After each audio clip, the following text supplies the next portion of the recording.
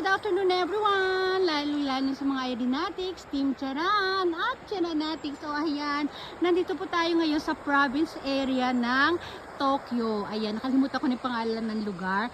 Pero ano siya, part pa rin po siya ng Tokyo. Yun nga lang, sobrang malayo na.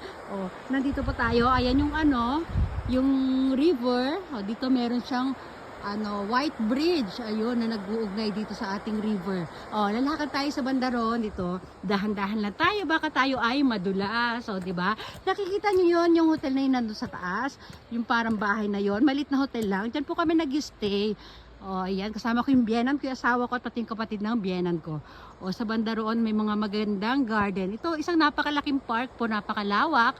Dito na, babaybayin natin itong White Bridge. Ayan, sisilipin natin ang ang river. Ayun, dumadaloy na yung tubig sa river. Di ba, lakad tayo ng konti.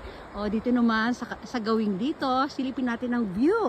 Ayan, ako hindi natin makita doon. Ito yung mga punong ito, mga cherry blossom po yan, but out of season siya. Ngayon wala kayong makikitang dahon, wala rin bulaklak. Pag April, abangan natin yan sila. Di ba? Ang ganda, ang linis. Makikita nyo na talaga yung mga dry leaf. Ayan, yun ang pinakabasura nila dito sa paligid. Ayan, ang ganda-ganda.